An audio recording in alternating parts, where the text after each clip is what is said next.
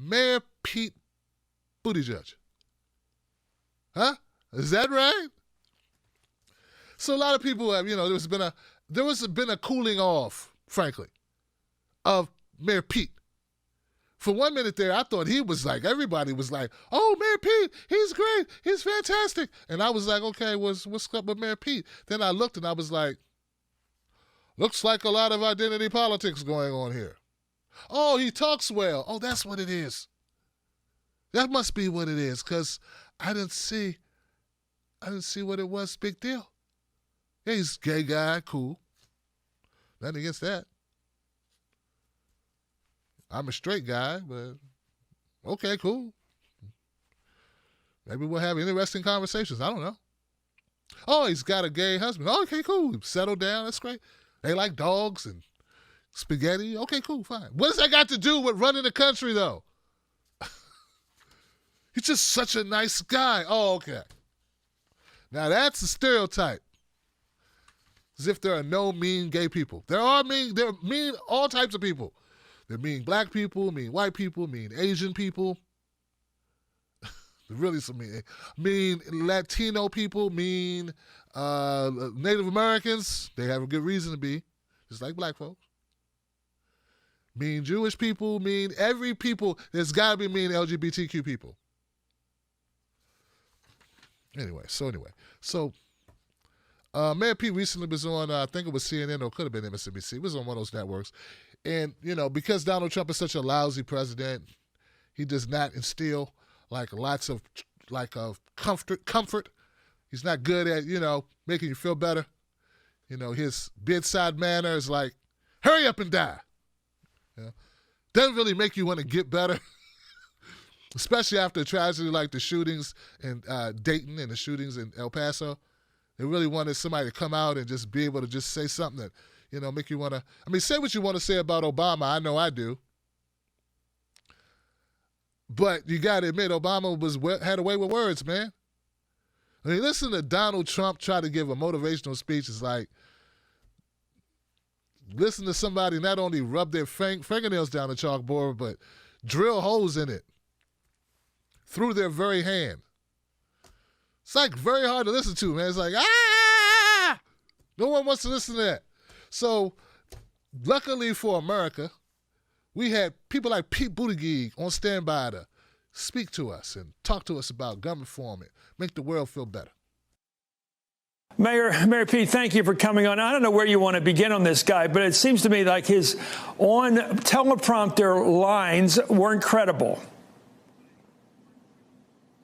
Well, it's certainly not consistent with the message we've been getting from him all along, demonizing Mexicans and Latinos and immigrants, often celebrating violence or at least seeming to go along with it when political violence is being cheered on at his rallies. Look, what we saw was the absolute bare minimum that you would expect from a president. But what we need from a president is two things. First of all, the ability to unify this country. And secondly, the ability to lead the way on something that'll actually make us safe. Earlier today, I put out an action plan on national security when it comes to these kinds of incidents. It's really got two sets of things we got to deal with. One of them is gun safety. The other one is countering violent extremism. This administration has actually reduced the capacity of the Department of Homeland Security to deal with homegrown terrorism and violent extremism in our midst.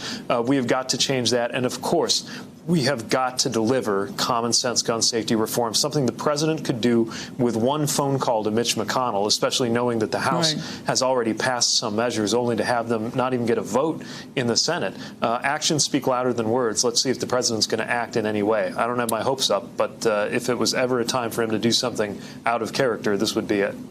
But his words, even in that teleprompter speech that was written for him or written with him, he said it's not guns that kill people, it's the mental illness and the hatred. I mean, that is aping the or mimicking the language of the NRA. The guns don't kill people. People do, or whatever.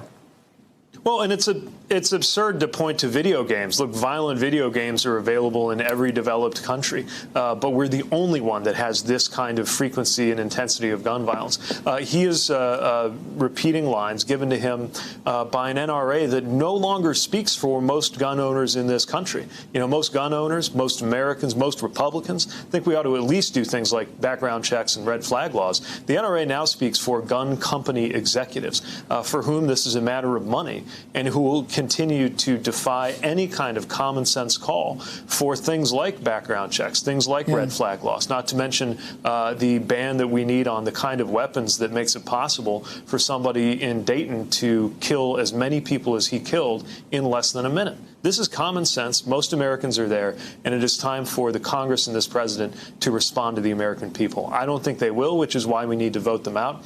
And I'm running based, among other things, on my proposals to keep America safe from violent extremism in particular and gun violence in general. Well, teach us something here, because you've carried firearms, you've carried these military style. What is an assault weapon as opposed to just any run-of-the-mill semi-automatic rifle? Explain what a military style weapon is.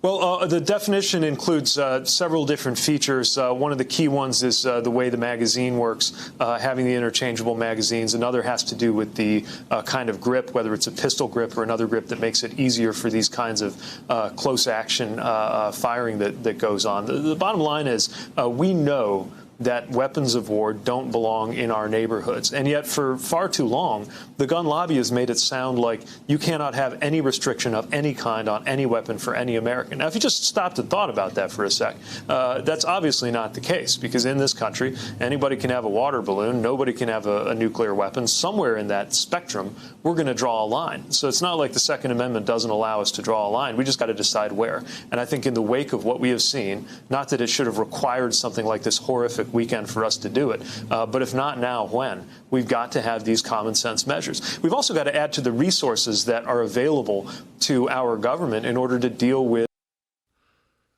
Jesus Christ, man.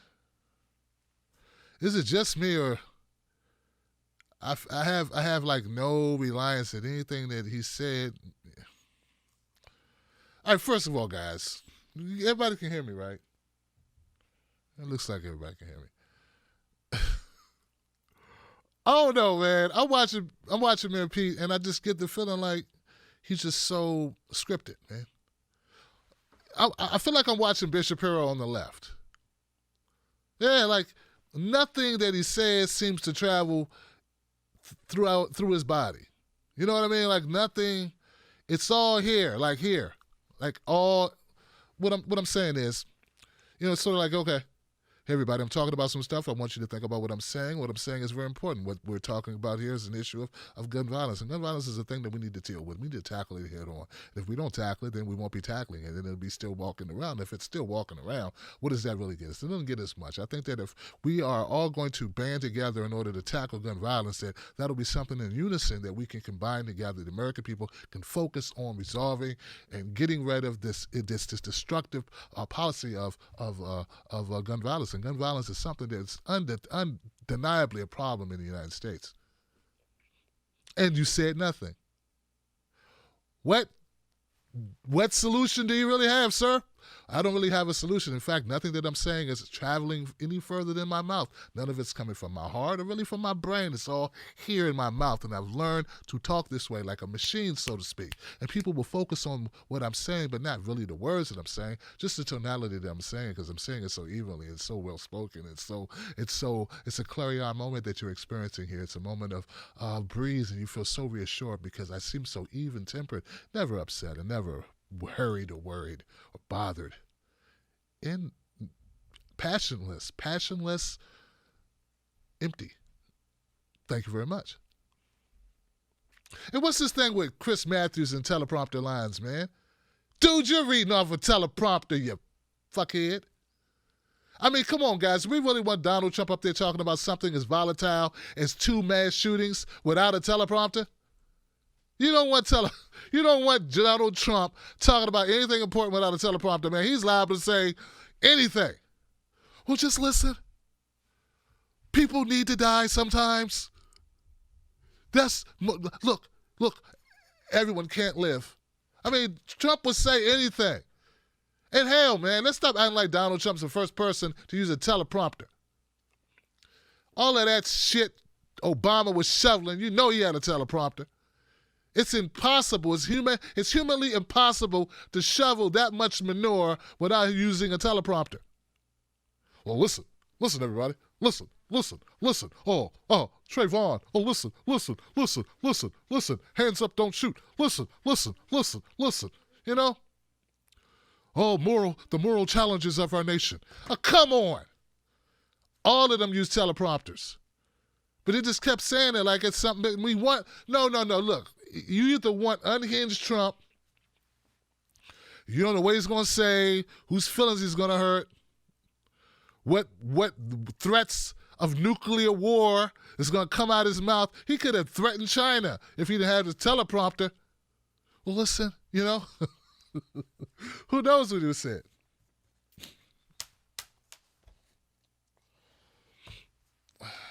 Anyway, what else did I say about this? Oh, the video games part. I do like the part about the video games. I don't believe video games contributed to this thing. I mean, come on. Hold up a sec. Video games contribute to mass shootings. Yes, probably. Like this much. This much. Like a little eye drop from a fly, a housefly, a common housefly. That much, man. You know? Like, all things contribute. That's, you know, everything contributes something. All right? Your diet, caffeine could contribute to mass shootings. Well, if you didn't drink that extra cup of coffee, if you didn't have that Red Bull, that Monster, did you drink a Monster drink? Oh my God, that Monster drink. Like everything, you know? From the video games to did he watch a Seinfeld episode of getting coffee, comedians getting coffee? Oh, I bet you that did it. I mean, we could play this game all day. What really contributed to it was he had a gun with some bullets, and he was a nutcase, or he was a hateful bastard, or a white nationalist, and he didn't have someone to stop him. And the guy in Dayton, I don't think enough people talked enough about the Dayton, Ohio guy. I mean, those cops did a damn good job. Yeah, sometimes you got to give it up to the cops, man. That guy was running in the nightclub, and they got his ass just before he went in the nightclub with a fully loaded weapon. There should be more focus on how great that was. Now, all I want to know is, where were you last week when my favorite club around the hood got shot up? We need the same type of tenacity there. The same type of tenacity. You guys probably would have rioted, Tim Black. You probably would have run a riot. Anyway, nah. I'm in trouble, man. All right, so the point is this. If I could. Trouble. Oh, also, Pete Buttigieg, either grow hair on the lip or at least stop sweating so profusely on the lip. Just something I noted here. What also noted is that Pete Buttigieg took a lot of money from lobbyists. His entire career, ever since 2011 when he first ran for mayor, the guy has taken a lot of money from a lot of different sources. One of the biggest problems I have with candidates, all candidates, I don't care who they are, is they take too much money from special interests. Pete, your buddy Mayor Pete, who's so progressive. Oh, he's so progressive. He's a lobbyist wet dream is what he is, okay? And that's a problem for us because we know there's too much corruption in our politics. And when our politicians take money like that, that's a problem. And Pete was one of the last candidates to say, hey, I stopped taking it.